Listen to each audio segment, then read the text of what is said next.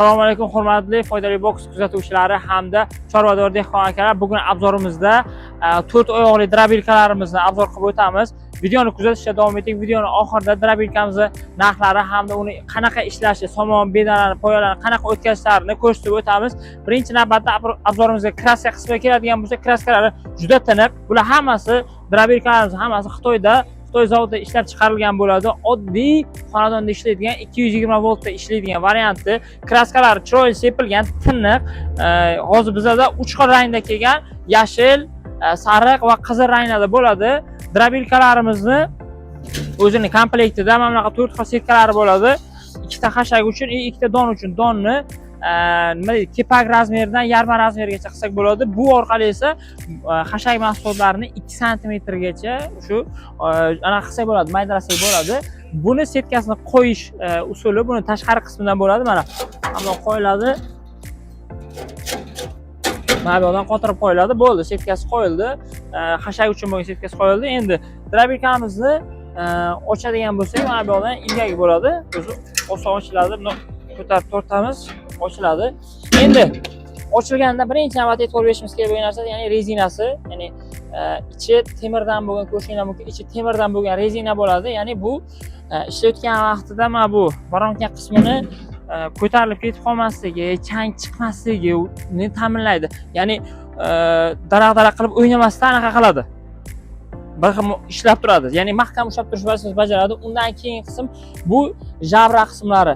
Ya'ni bu asosiy qismlardan bittasi desak ham bo'ladi. Jabra, agarda jabra bo'lmaydigan bo'lsa, chang ishlayotgan vaqtida tishlardan tepaga ko'tariladi. Jabraning vazifasi shuki, kelayotgan changni pastga bunaqasiga chiqarib olish vazifasini bajaradi. Undan tashqari buni endi matrisa qismiga, ya'ni mahavikga keladigan bo'lsak, 20 ta pichoqli bo'ladi. Alohida o'zini, ya'ni olovda chaqnagan kanal pichoqlari alohida, kalyonviy pichoqlari bo'ladi. Undan tashqari malatkovoylari bo'ladi, ya'ni o'sha anaqani maydalash uchun. Buni matrisa qismiga keladigan bo'lsa, mahavik qismi taxminan 8 kiloga yaqinroq chiqadi. Xitoy zavod materiallari pishiq, mustahkam materialdan ishlangan. Endi motor qismiga keladigan bo'lsak, motor qismi birinchi navbatda avtomat bo'ladi. O'zini avtomati, ya'ni o'chirib yoqish uchun, ya'ni volt tushib ketgan taqdirda o'zi tashlab oladigan avtomati bo'ladi. Keyin motorimizning ustida o'zini voltmetri bo'ladi, ya'ni motorimizga kelayotgan kuchlanish, ya'ni voltni ko'rsatib turadi. Motor qismi 4 kilovat bo'ladi. Undan tashqari o'zini yana sudrab yurishimiz uchun qulay balonlarga ham ega bo'ladi. Hozir endi drabilkamizni ishlatib ko'rsataman, ketdik.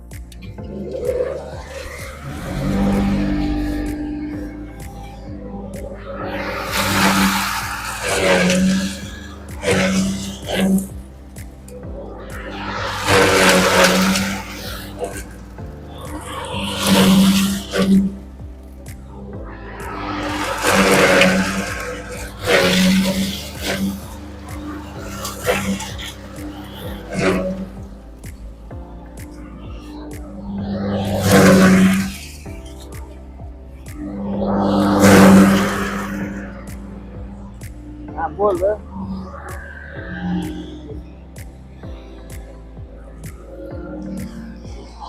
Mana hozir yarimta pressni mana drabilkamiz qancha vaqtda chiqarganini ko'rdinglar. Mana somonni mayda-mayda chiqarib berdi. Buni bemalol molga, qo'yga bemalol shunday bersak bo'ladi. Bu O'zbekiston sharoitida ishlashga moslashtirilgan drabilkamiz, ya'ni 190 voltgacha to'qis past bo'ladigan bo'lsa ham ishlay oladi. Bu drabilkamiz narxi keladigan bo'lsa 2.600.000 so'm. Pastdagi raqamlarga murojaat qilasizlar. Shu raqam orqali bemalol xarid qilishinglar mumkin. Bizda olingan tovarlar uchun O'zbekiston bo'ylab mutlaqo tekin dastavka xizmati mavjud. O'zbekistonning ixtiyoriy nuqtasidan mana shu narxda xarid qilishingiz mumkin bo'ladi. 2.600.000 so'm.